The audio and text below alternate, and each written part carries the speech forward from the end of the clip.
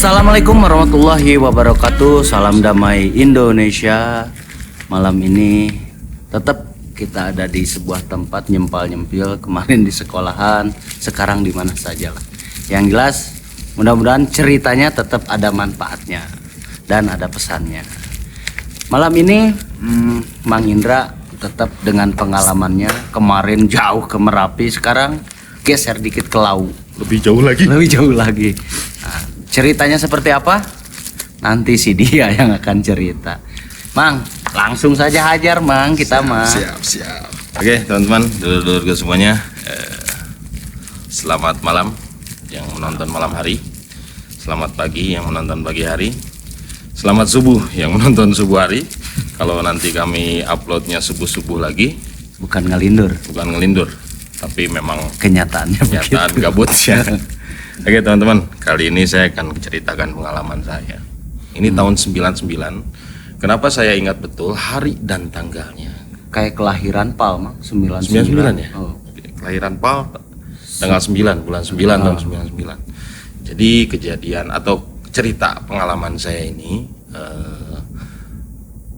tanggal 24 Desember 1999, di hari, tepatnya di hari Jumat malam Sabtu. Keren, aing ingat. Karena apa? Karena itu berbarengan dengan malam Natal waktu itu. Dan waktu itu ada kejadian terpisah dari kejadian ini. Ada kejadian saya ditolak sama cewek, makanya ingat banget. Tapi nggak ada hubungannya. Momennya sangat Momennya pas. ada di dulu. kepala lah. Berapa orang Mang?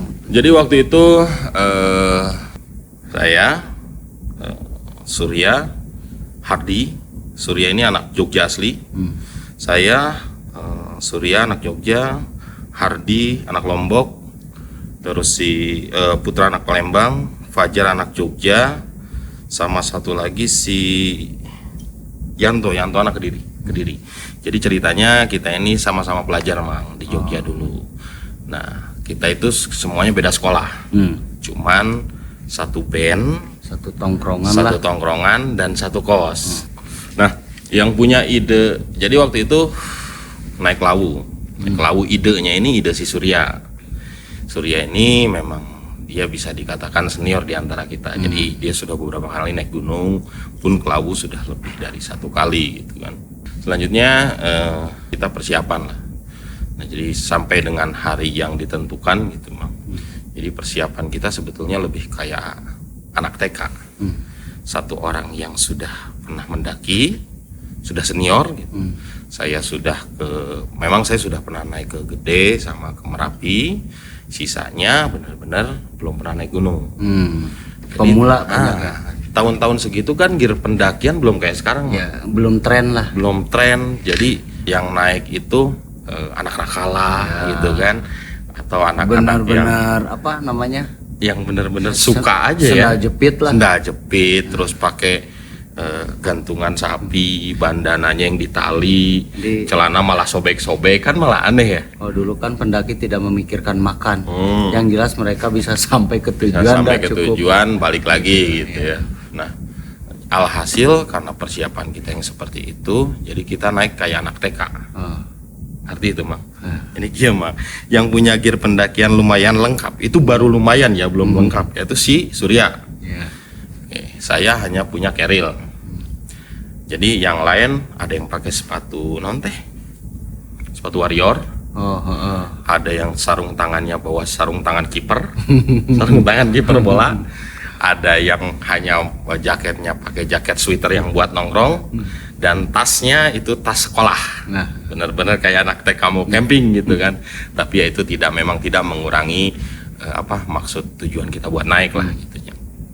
Nah, sampailah pada hari H ceritanya. Ya persiapannya waktu itu memang nggak kayak sekarang ya, nyiapin duit karena memang kita sama-sama anak kos lah gitu.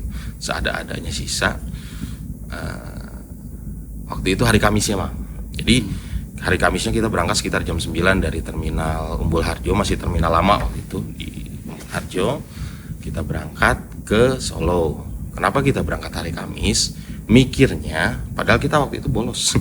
bolos sekolah gitu ya. Mikirnya kapan lagi, jadi hari Kamis itu masih bisa jalan-jalan.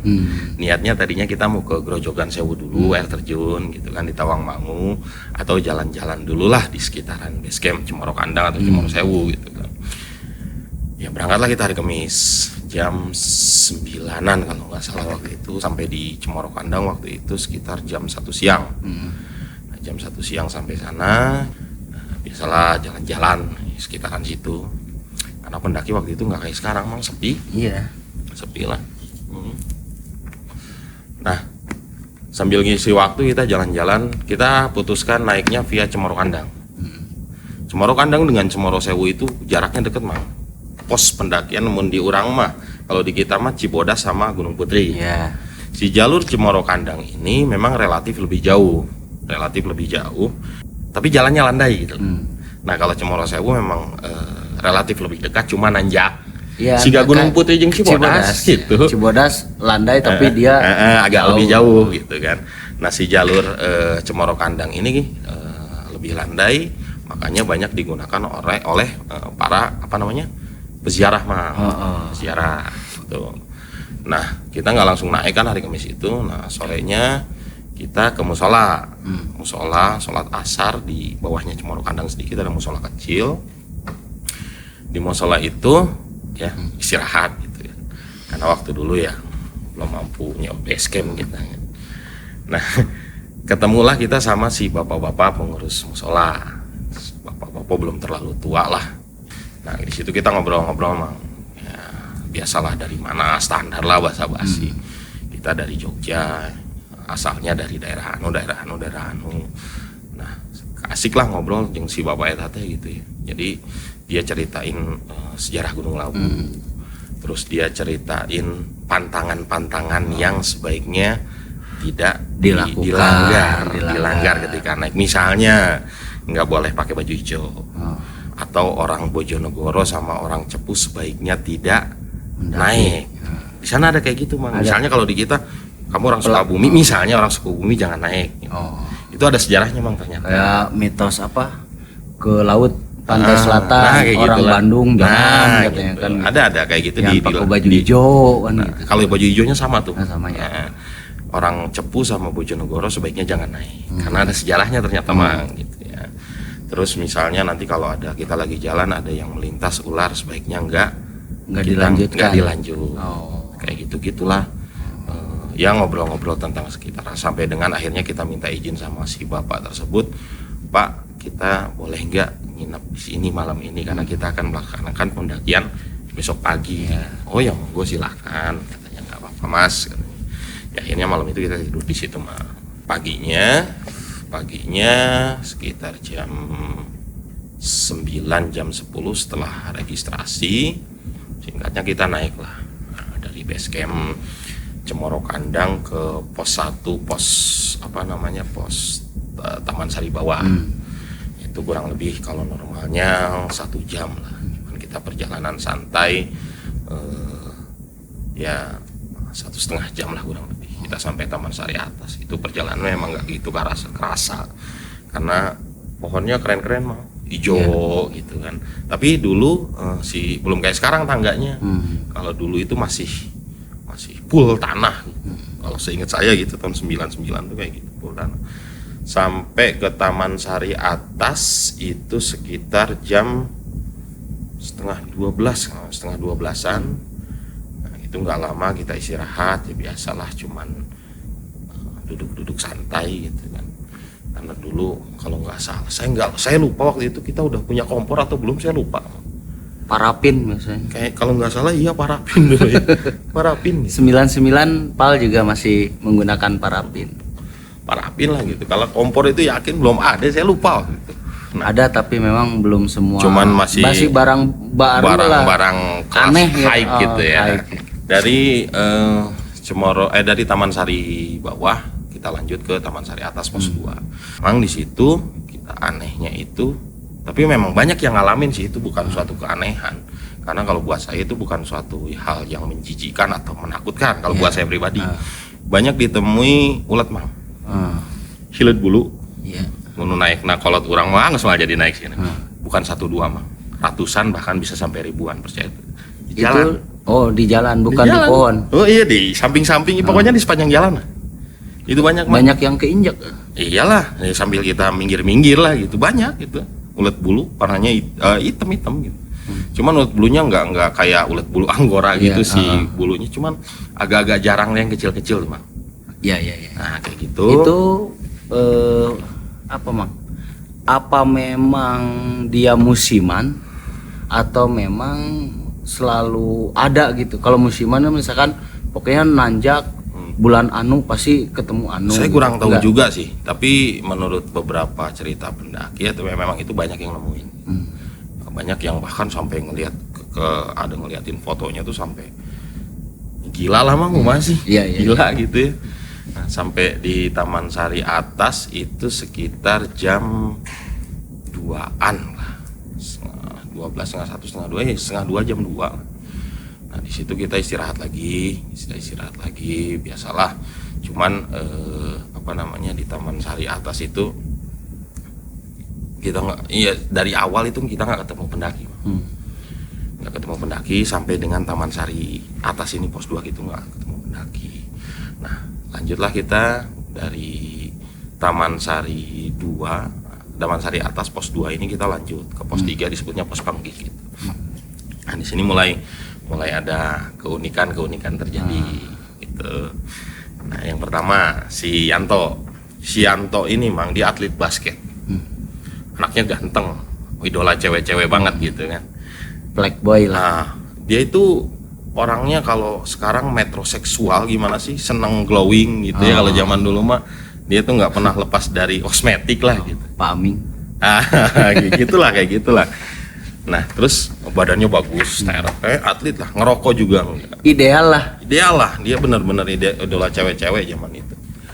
Nah dia bawa barang juga paling sedikit. Nah dia tuh kecapean banget, ripuh gitu. Padahal dia yang fisiknya paling bagus, atlet lah gitu. Pasti olahraganya bagus lah, ngerokok teratur juga lah, teratur. Tapi dia paling ripuh. Sampai terus ada lagi si Agus. Kalau yang namanya Agus ini dia kejawen tulen. Kejawen tulen dia. Jadi turunan dari bapaknya. Dia itu pokoknya ngomongnya selalu tentang kayak gitu-gitu lah. Kadang-kadang memang nggak kita tanggepin juga gitu si Agus ini. Sekarang dia jadi anggota Pol Airut di Jakarta. Sehat-sehat Gus. Jadi polisi air dia, polisi air udara. Lalu ada lagi si Fajar. Nah ini yang paling serem. Dia tuh bilangnya kayaknya ada yang ngikutin kita gitu. Karena dari pos 2 ke pos 3 ini lumayan kabut tebel Pak. Kabut tebel dan jalan kan udah mulai agak nanjak. Kabut tebel, bener-bener nggak kelihatan jalan tuh. Kan di Lawu itu kan jalannya batu, terus pakai buat cukup buat 1 orang lah gitu. Ya kita nggak hiraukan ya, itu mah perasaan lu aja. Karena si Fajar ini dia badannya paling gede, dia ditaruh di paling belakang. Tapi nggak jauhan, kita biasalah gitu. Oke, sampai dengan pos itu kita istirahat agak lama. Nah di pos Penggik ini kita ketemu sama pendaki 2 orang. Pendaki 2 orang, namanya Mas Iman, dia anak UGM waktu itu, sama keponakannya cewek. Jadi kita hanya ketemu pendaki pertama itu 2 orang. Dia lagi naik, tapi naiknya santai. Nah, namanya cewek, seumuran kita, si keponakannya SKSD lah, anak-anak rebutan, biasalah nukaran itu. Tapi cuman belum ada WA kan waktu itu. Biasalah nulis alamat gitu kan, sama-sama dari Jogja. Nah nggak lama kita ketemu sekelompok pendaki baru turun, sekitar 5 orang pendaki baru turun. Hanya itu yang kita temui, seingat kita sampai dengan kita naik ke atas gitu. Setelah itu kita lanjut lagi ke pos 4. Nah ke pos 4 ini jalanan tambah sempit gitu.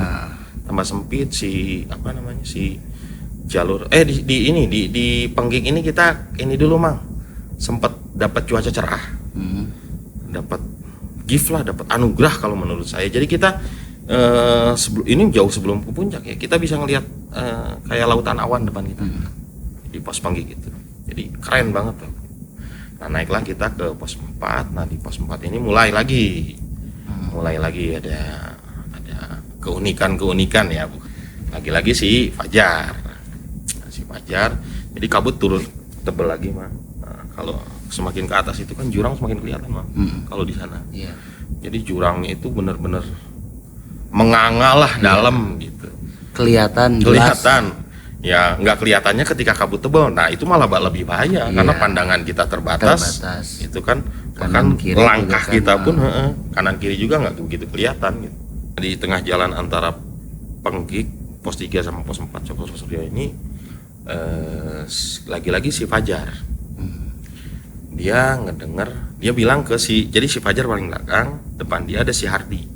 Si Hardi ini badannya agak gendut gempal gitu, memang anak Lombok. Dia bilang ke si Hardi, aku ngedenger suara nafas belakangku. Ada nggak ada orang? Ada orang lagi. Aku kerungu seng nafas abuat berat gitu. Di belakangku katanya. Nah, si Hardi ini kan memang agak yang sedikit paling kurang berani lah di antara kita gitu ya. Dia langsung kode yuhu katanya. Jadi kita sebelum naik ini termasuk ini Bang. Jadi ada larangan di Lawu itu sebaiknya kita nggak mengeluh dan nggak bilang capek. Ya. Sama di sini juga pernah. Makanya kita bikin kode. Bikin kode kalau misalnya di antara kita mau berhenti, merasa capek gitu kan. Kita kodenya itu tadi yuhu. Nah, otomatis kan kita semua berhenti. Nah, dan ngumpul gitu. Anopo katanya, ada apa? Kata si Surya. Si Hardi dengar begini-begini kan. Lalu si Agus tadi, serapopo katanya. Ngancani katanya. Itu nemenin kita katanya. Santai weh katanya, berangkat ya. Jalan lagi terus.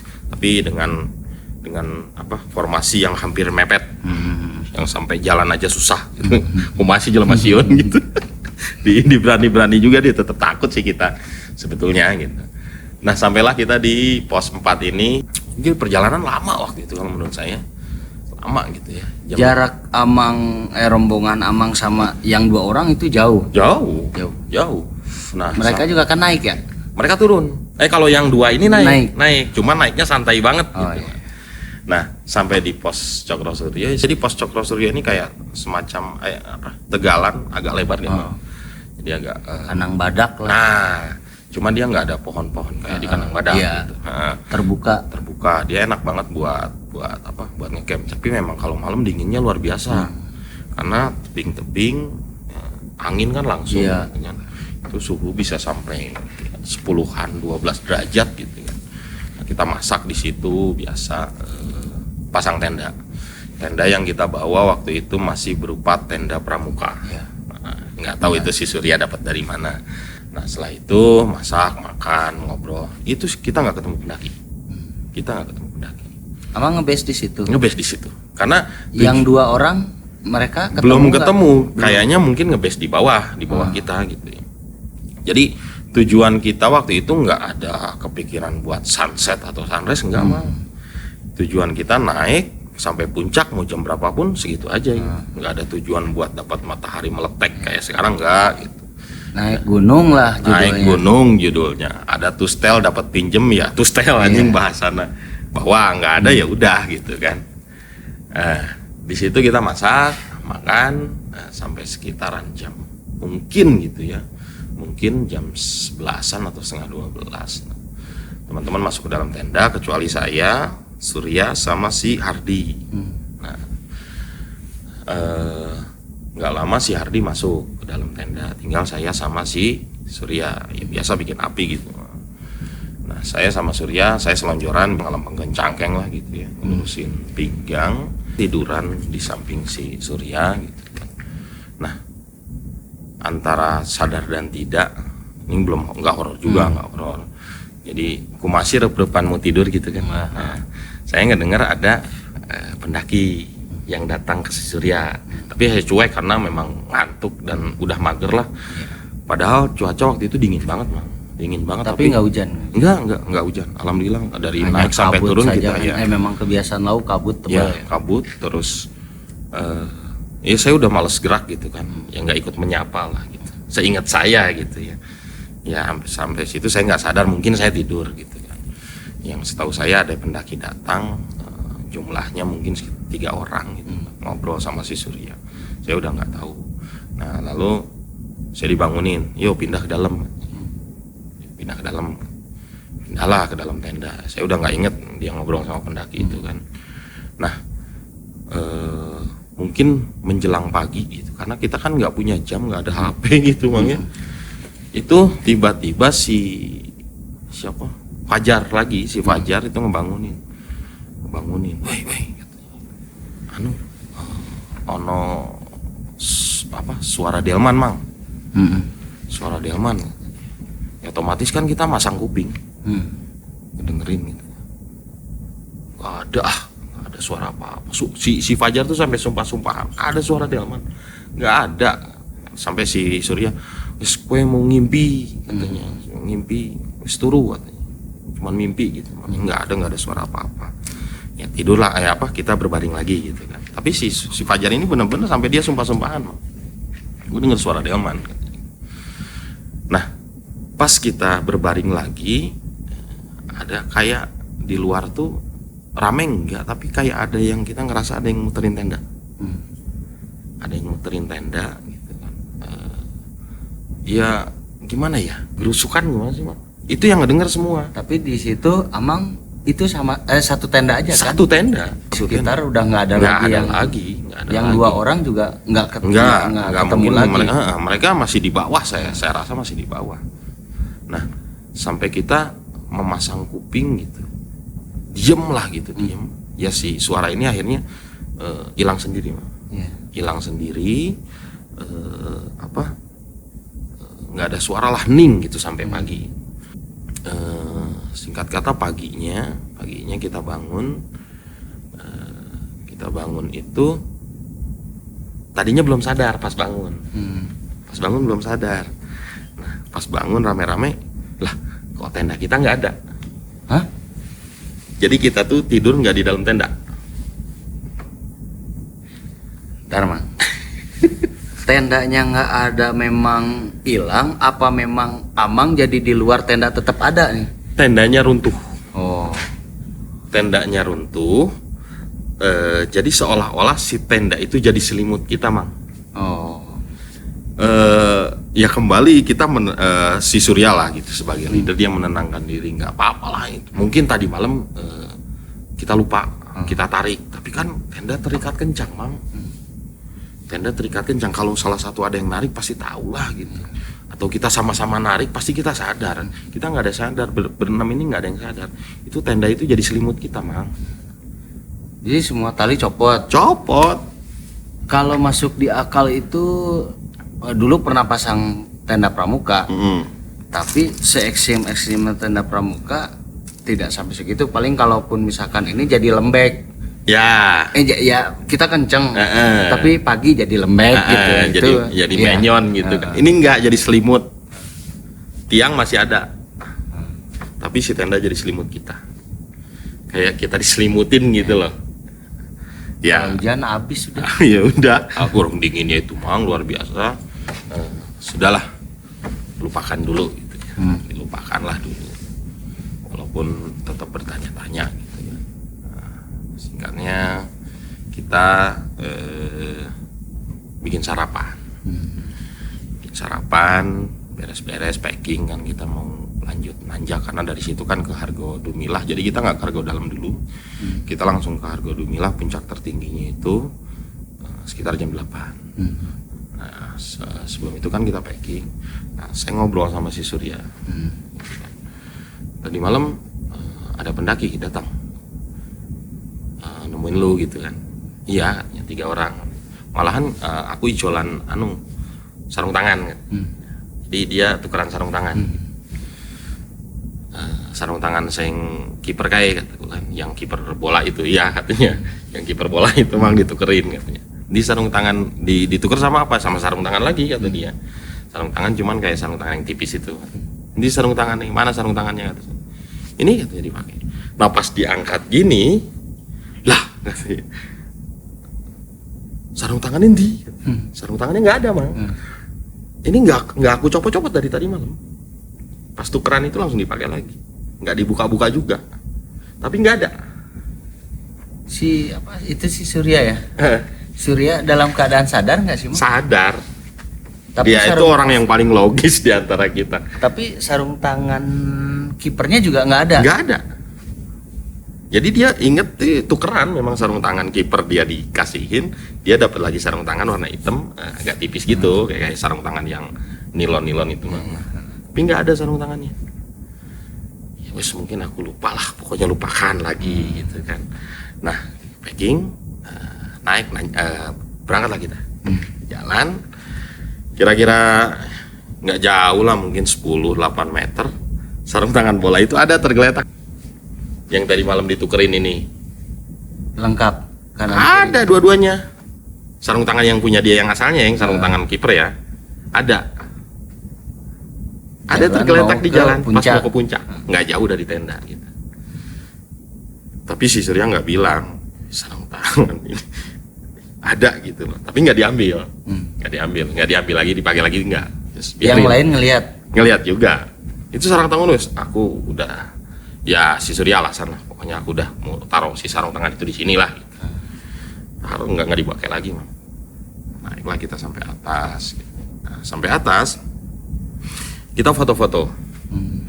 Jadi dulu si tugu tulisan Hargo Dumilah itu, yang tugunya itu dulu nggak setinggi sekarang, keren gitu nggak Mang. Jadi Masih hanya di bawah. setinggian seginilah ya. Jadi samping-sampingnya itu ada batu-batu kayak batu apa ya, batu kalim, batu gunung lah gitu, di samping sekelilingnya itu batu gitu ya. Ada tulisannya, si plakatnya warna biru, tulisannya Hargo Dumilah sekian MDPL gitu kan. Nah foto-foto kita di atas itu biasa satu-satu, termasuk foto saya yang pakai bandana oranye itu Mang gitu. ntar nanti di ini. Enggak Karena itu visualnya jadi biar mereka cerita ini Amang biar tahu juga dulu tugunya kayak gitu ya. Tahun 99 tugunya itu seperti itu. Gitu. Nah, setelah saya yang terakhir, jadi di atas itu banyak ternyata banyak orang Mang.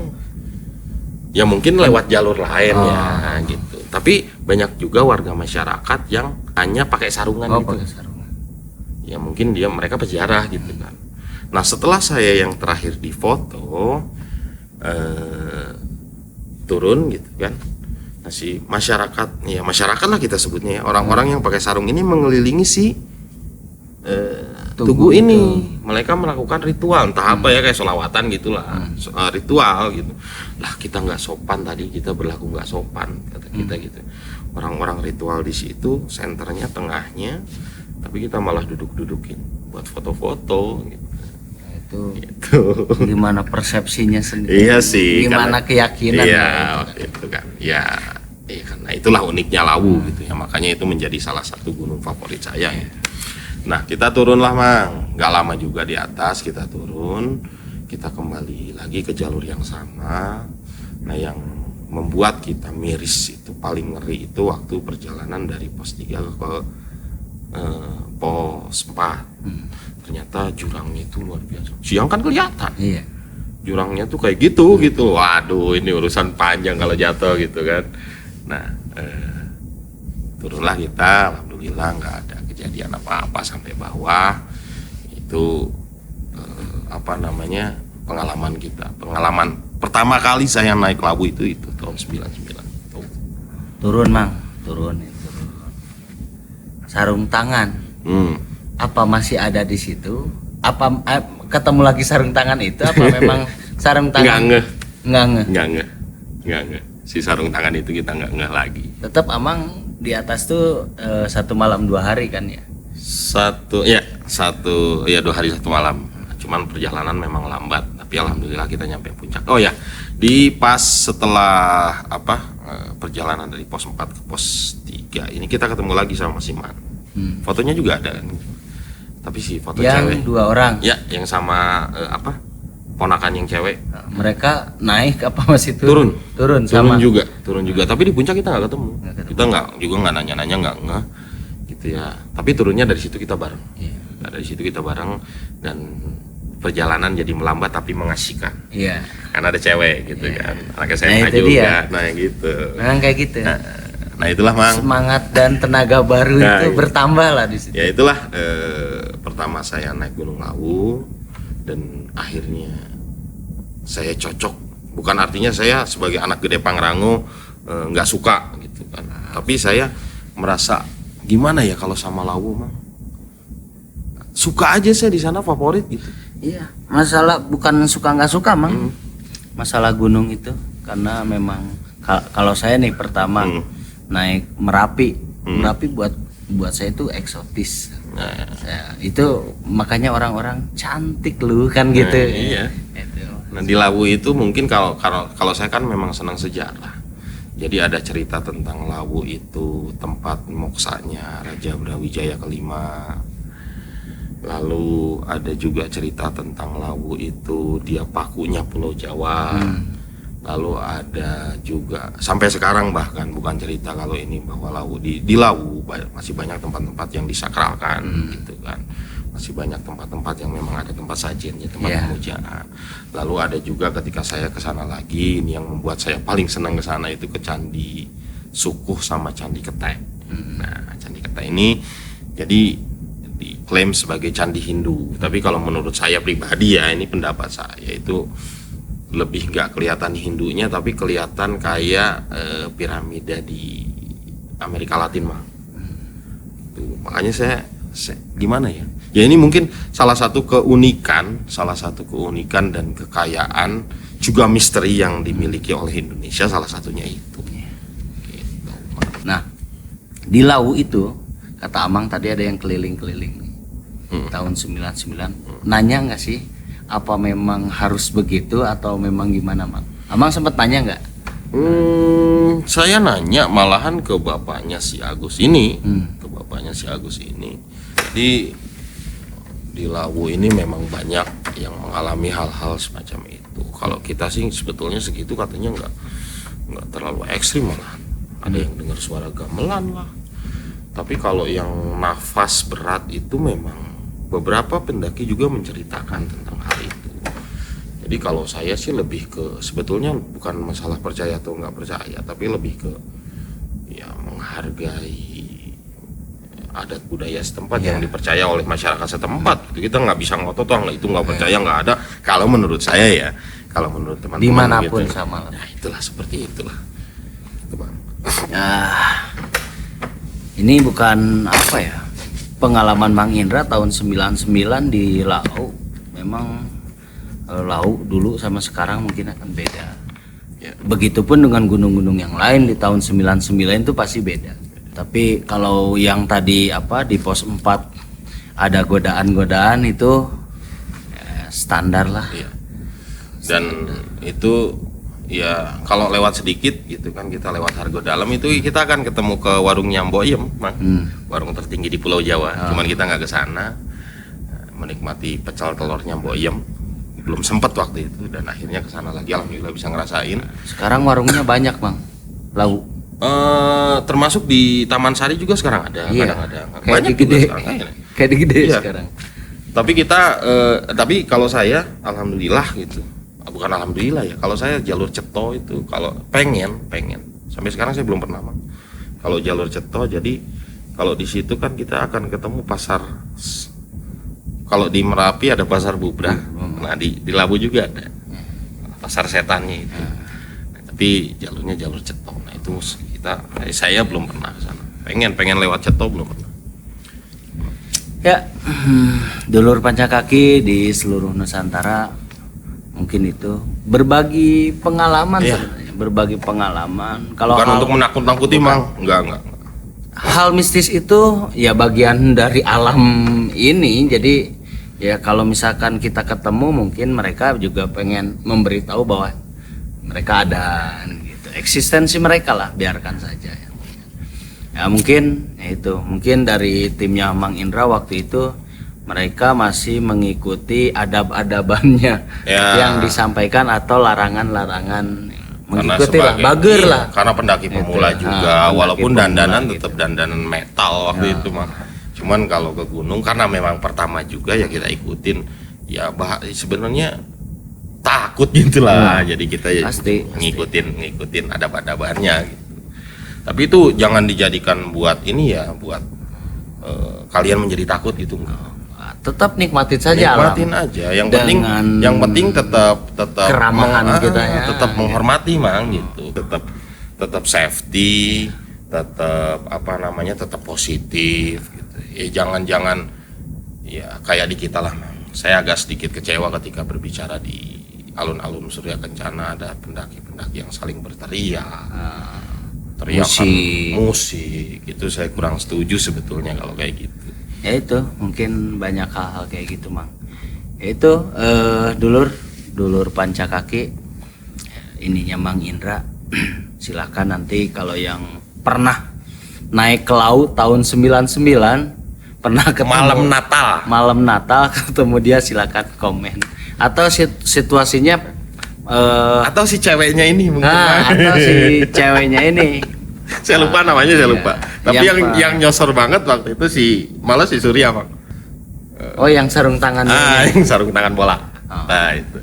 Ya, silakan nanti komen di bawah atau punya pengalaman lain di tahun yang sama gitu atau di jalur yang sama, silakan komen di bawah. Itu dulur panca kaki, jangan lupa nanti di follow IG-nya. Ada IG-nya Panca Kaki Indonesia dan Kakak Indra. Yang belum subscribe ya di subscribe, like, comment, share gitu. Gitu paling. Yuk. Wassalamualaikum warahmatullahi wabarakatuh. Salam damai Indonesia.